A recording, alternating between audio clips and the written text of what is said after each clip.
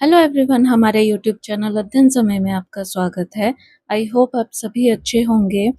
आज की वीडियो में हम डिस्कस करेंगे कोहलबर्ग की मॉरल डेवलपमेंट थ्योरी को। तो चलिए स्टार्ट करते हैं।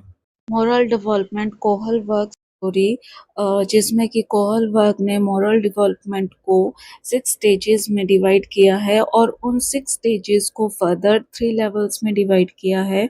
और ये क्वेश्चन पिछले साल पूछा था एचपी टेट में।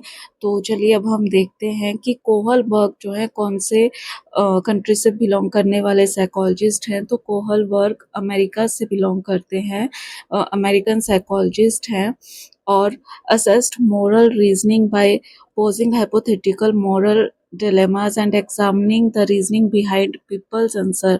और कोहलबर्ग ने अपनी थ्योरी में जो moral reasoning है, लोग किस बेसिस पर moral reasoning करते हैं उसको जज करने के लिए उन्होंने कौन से टेक्निक से उन्होंने जज किया है। उन्होंने हाइपोथेटिकल मॉरल डिलेमास जो हैं लोगों के सामने पुट किया और उसके बाद उन्होंने एग्जामिन करना स्टार्ट किया जो लोग रीज़न दे रहे उन डिलेमास को के लिए जो उन्होंने रीजनिंग दिए लोगों ने अपने आंसर के थ्रू। तो उन रीजनिंग के पीछे लोग क्या सोच रहे हैं। तो इस तरीके से कोहलबर्ग ने अपनी थ्योरी में मॉरल रीजनिंग को जज किया है लोगों की। तो चलिए देखते हैं।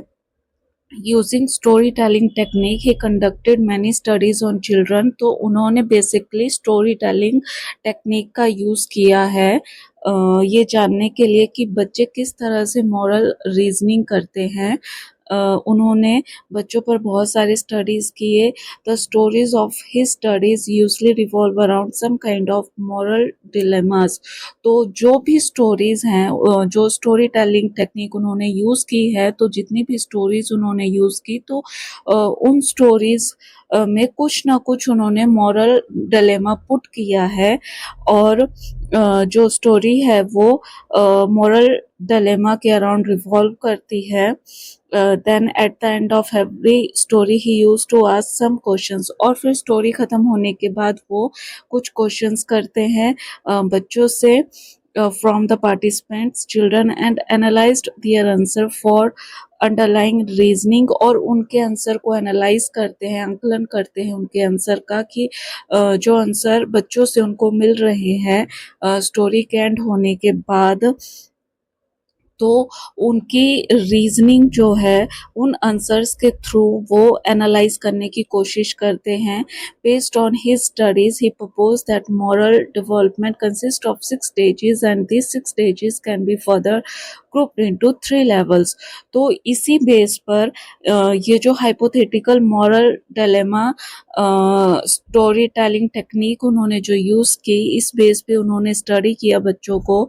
तो उन्होंने मॉरल डेवलपमेंट में 6 स्टेजेस होते हैं ये प्रपोज किया अपनी थ्योरी में। और ये जो 6 स्टेजेस हैं इनको फर्दर उन्होंने ग्रुप किया 3 लेवल्स में। लेवल 1 है प्री कन्वेंशनल मॉरलिटी लेवल, जो कि अप टू 9 इयर्स तक देखने को मिलता है। तो प्री कन्वेंशनल मॉरलिटी लेवल में जो है it consist of first 2 levels of moral development. इसमें शुरू के 2 लेवल्स आते हैं मॉरल डेवलपमेंट के, जहाँ पर मॉरलिटी को किस बेस पर जज किया जाता है, on the standards of adults and consequence of an action. जो स्टैंडर्ड्स, जो रूल्स एडल्ट्स ने ऑलरेडी सोसाइटी में बना दिए हैं उन रूल्स के ऊपर और साथ में कॉन्सिक्वेंसेस के ऊपर कि कौन से एक्शन के क्या कॉन्सिक्वेंसेस देखने को मिलते हैं, कि वो कॉन्सिक्वेंसेस सोसाइटी के फेवर में है या फिर नहीं है। यानी कि बच्चा जो एक्शन करेगा तो वो ये एनालाइज करेगा कि जो वो एक्शन कर रहा है तो वो उसको उस एक्शन के लिए उसको रिवॉर्ड मिल रहा है या फिर उसको पनिशमेंट मिल रहा है। यानी कि वो एक्शन उसके फेवर में है रिवॉर्ड के तौर पर, या फिर वो उसके फेवर में नहीं है जिससे कि उसको पनिशमेंट मिलती है। तो स्टेज 1 देखते हैं अब हम। जो कि है ओबीडेंस एंड पनिशमेंट ओरिएंटेशन। ठीक है जी। तो an action is immoral if it is punished by the authority. कौन से एक्शन को इमोरल माना जाएगा, अनैतिक माना जाएगा, अगर उस एक्शन को अथॉरिटी के द्वारा पनिश किया जाएगा, यानी कि जो एडल्ट्स ने रूल्स सेट किए हैं, एडल्ट्स के द्वारा अगर बच्चे को पनिशमेंट मिलती है तो उस व्यवहार को अनैतिक व्यवहार माना जाएगा बच्चे का। स्टेज सेकंड है इंडिविजुअलिज्म एंड एक्सचेंज, और इस स्टेज को टिट फॉर टैट बोला जाता है। Tit for tat. तो इस स्टेज में क्या होता है, this stage is self interest driven and children understood for the first time that different individual may have different viewpoints। तो ये स्टेज जो होती है वो सेल्फ इंटरेस्ट ड्राइवन स्टेज होती है, कि इस स्टेज में जो ड्राइविंग फोर्स होती है वो सेल्फ इंटरेस्ट होती है, यानी कि इस स्टेज में बच्चे को अपने फायदे में ज़्यादा इंटरेस्ट होता है कि उसको ज़्यादा फायदा कहाँ से मिल रहा है।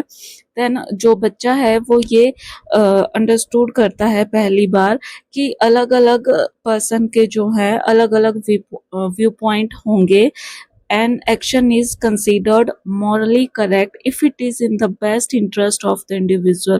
कौन से एक्शन को जो है morally correct माना जाएगा, उस एक्शन को माना जाएगा अगर वो एक्शन जो है किसी भी इंडिविजुअल के लिए उसके इंटरेस्ट का एक्शन होगा, तो उस एक्शन को जो है बेस्ट एक्शन माना जाएगा। जैसे कि आपने देखा होगा इस स्टेज में जो छोटे बच्चे होते हैं अप टू 9 इयर्स के, अगर कोई बच्चा किसी बच्चे के बैग पर कुछ ड्रॉ कर देता है या फिर उसके बैग के ऊपर कुछ भी मतलब पेंसिल से या पेन से कुछ भी उसके बैग को खराब कर देता है, तो बच्चा ये अंडरस्टूड करता है कि जो इसने मेरे को दिया, यानी कि उसका इंटरेस्ट इस तरह का है, तो मुझे यहाँ पर एक्सचेंज वर्ड आप देख रहे हो, तो बच्चा जैसा उसके साथ करोगे वो बच्चा वापस वैसा रिटर्न में उसको देगा, उस बच्चे को देगा जिसने कि उसके साथ जैसा किया होगा, तो वापस वो रिटर्न में दूसरे बच्चे के बैग पर सेम चीज करेगा। इसलिए इस स्टेज को टिट फॉर टैट भी बोला जाता है, कि जो उसके साथ एक्शन किया जाएगा सेम एक्शन वो रिटर्न में दूसरे इंडिविजुअल को वापस करेगा। लेवल 2 है कन्वेंशनल मोरालिटी लेवल, और ये लेवल कौन से पीरियड में देखने को मिलता है, 9 साल से 13 साल के बीच में ये लेवल देखने को मिलता है। तो कन्वेंशनल मोरालिटी लेवल में क्या है, this level consist of stage 3 and 4। इस लेवल में स्टेज 3 और 4 आते हैं। During this level children start internalizing the value of the society to जज मोरालिटी। तो सेकंड लेवल पे जो है मोरालिटी किस बेस पर जज की जाती है, बच्चों को ये अंडरस्टैंड वो करना स्टार्ट कर लेते हैं कि उनको इंटरनली ये समझ आ जाता है कि जो सोसाइटी में वैल्यूज फिक्स्ड हैं ऑलरेडी, तो उन बेसिस पर मोरालिटी को जज किया जाता है कि पर्सन सही है या गलत है मॉरली। तो स्टेज 3 क्या है, स्टेज 3 का नाम है गुड इंटरपर्सनल रिलेशनशिप, और इस स्टेज को जो है नाइस गर्ल नाइस बॉय या फिर गुड गर्ल या फिर गुड बॉय इस नाम से भी जाना जाता है। तो इस स्टेज में intention of the actor is more important in terms of judging the moral values. तो मॉरल वैल्यूज को जज करने के लिए सबसे इम्पोर्टेंट चीज क्या है, इंटेंशन क्या है पर्सन की, उसकी नीयत क्या है पर्सन की, कि वो किसी को बेनिफिट करेंगे या फिर किसी को हार्म करेंगे, तो इंटेंशन ज़्यादा इम्पोर्टेंट है। If the intention is to gain the approval of society, then the actor will be judged morally right। तो पर्सन को मॉरली राइट कब माना जाएगा, जब उसके इंटेंशन जो है किसी को गेन कर रहे हैं, यानी कि किसी को अगर वो बेनिफिट दे रहे हैं तो सोसाइटी उसको अप्रूव कर देती है कि वो पर्सन जो है उसको जज कर लेती है वो पर्सन मॉरली राइट है। देन स्टेज 4 है जिसका नाम है मेंटेनिंग द सोशल ऑर्डर। और स्टेज 4 में जो जजमेंट है मॉरलिटी की वो किस बेस पर की जाती है, once duty law and social order.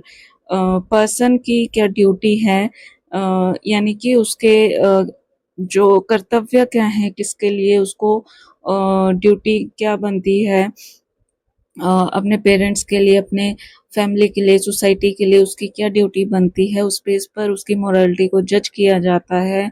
Law and social order के ऊपर जज किया जाता है कि वो लॉ और सोशल ऑर्डर को कितना फॉलो करता है, कितना फॉलो नहीं करता है, इस बेस पर मोरालिटी को जज किया जाता है।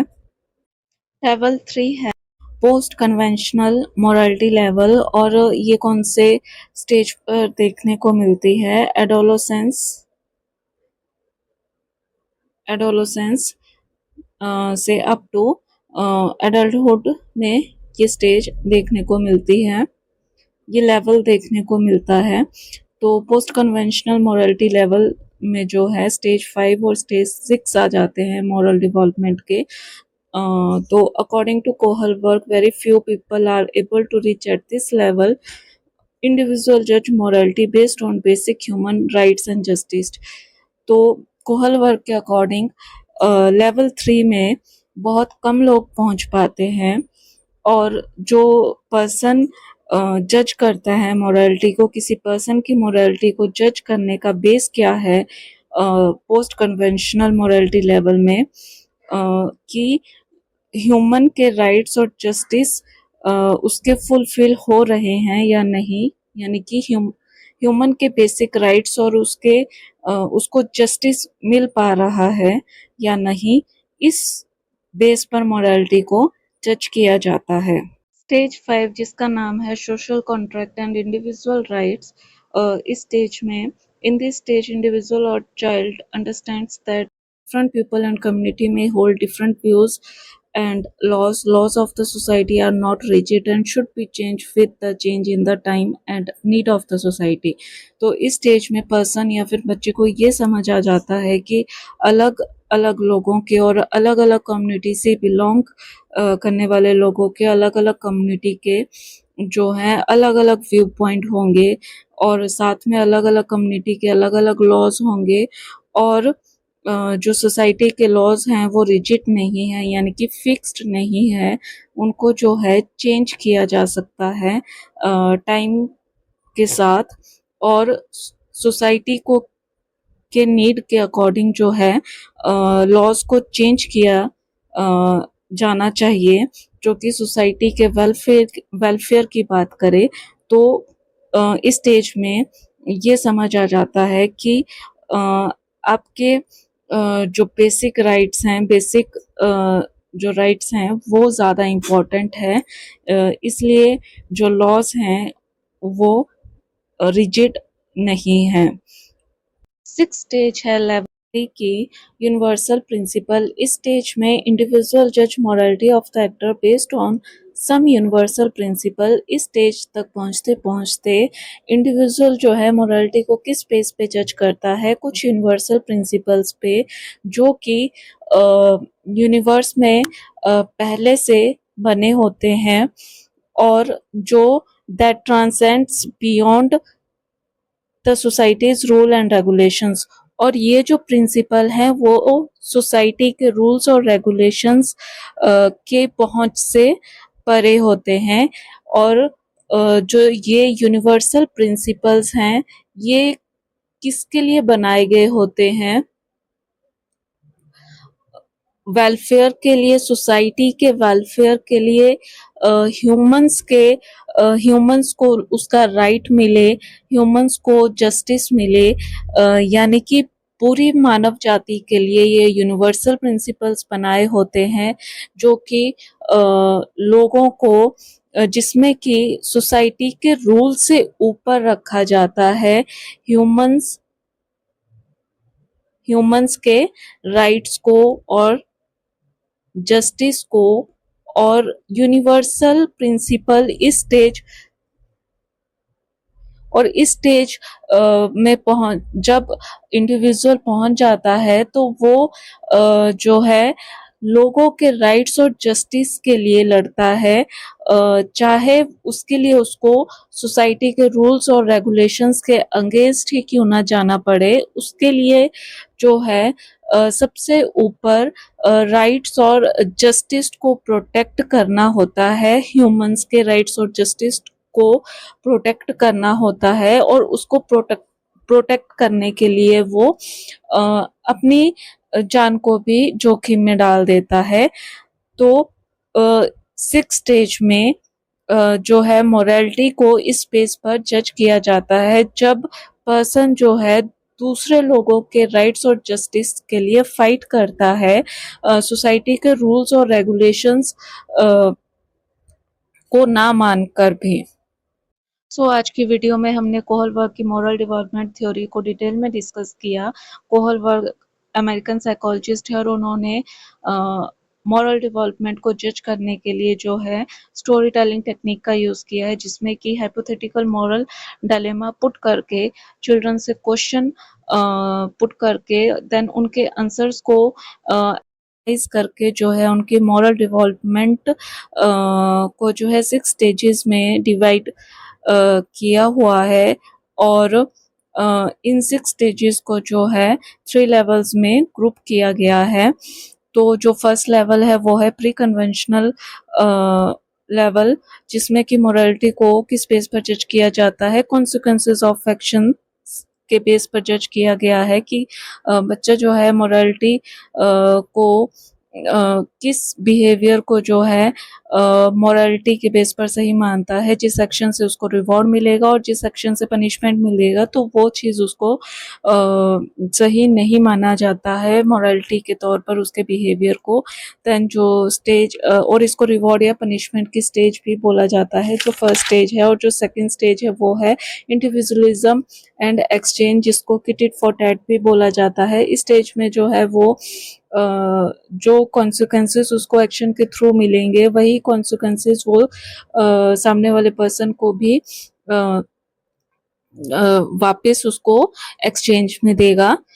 देन उसके बाद जो लेवल 2 है वो है कन्वेंशनल मोरालिटी, जो कि 9 साल से लेकर 13 साल के बीच में देखने को मिलता है, जिसमें कि बच्चे को ये समझ आ जाता है कि जो सोसाइटी में वैल्यू है उसको उस बेस पर मोरालिटी को जज किया जाता है, जिसमें कि स्टेज 3 है गुड इंटरपर्सनल रिलेशनशिप, जिसको कि गुड बॉय या गुड गर्ल या नाइस बॉय या नाइस गर्ल के नाम से भी जाना जाता है इस स्टेज को।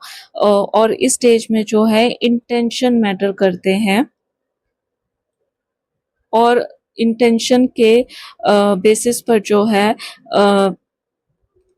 किसी भी इंटेंशन के बेसिस पर जो है मोरालिटी को जज किया जाता है कि वो मॉरली राइट है या रॉन्ग है। देन स्टेज 4 जो है मेंटेनिंग द सोशल ऑर्डर, जिसको कि लॉ एंड ऑर्डर भी बोला जाता है, लॉ एंड ऑर्डर स्टेज भी बोला जाता है। और इस स्टेज पर जो है जो मोरालिटी को बेस करने का किस बेस पर जज किया जाता है, अगर पर्सन जो है खुद पर्सन जो है ड्यूटी को अच्छे से निभा रहा है, सोशल लॉ एंड ऑर्डर को फॉलो कर रहा है तो वो मॉरली करेक्ट है। देन जो लास्ट लेवल है third level post conventional morality, वो एडोलेसेंस के बाद जो है देखने को मिलता है।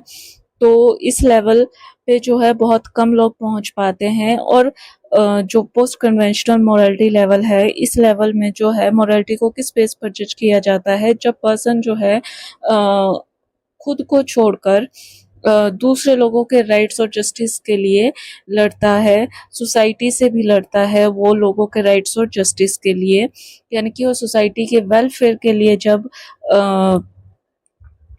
सोसाइटी के वेलफेयर के लिए जब वो सोचता है, देन उसको उसकी मोरालिटी को स्पेस के बेस पर जज किया जाता है, जिसमें कि स्टेज 5 है social contract and individual rights, जिसमें कि जो इंडिविजुअल है उसको ये समझ आ जाता है कि जो रूल्स बने हैं वो रिजिड नहीं है, उनको चेंज किया जा सकता है according to the need of the society और according to the welfare of the society. और जो लास्ट स्टेज है लेवल 3 में 6 स्टेज, वो है यूनिवर्सल प्रिंसिपल, जिसमें कि इंडिविजुअल की मोरालिटी की स्पेस पर जज की जाती है कि जब पर्सन जो है सोसाइटी के रूल्स और रेगुलेशन से बियॉन्ड जाकर ह्यूमंस के राइट्स और जस्टिस के लिए फाइट करता है,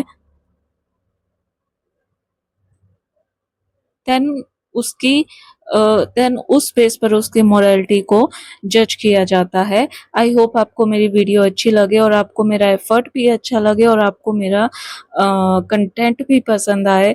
आप प्लीज़ कमेंट बॉक्स में कमेंट कर कर ज़रूर बताएं कि आपको मेरी वीडियो कैसी लग रही है। आपका फीडबैक मेरे लिए बहुत ज़्यादा इम्पोर्टेंट है। आपका फीडबैक और आपका सपोर्ट ही मुझे मोटिवेशन देता है। तो चैनल को प्लीज़ सपोर्ट करने के लिए लाइक करें, शेयर करें और कमेंट करके ज़रूर बताएं कि आपको वीडियो कैसी लगी।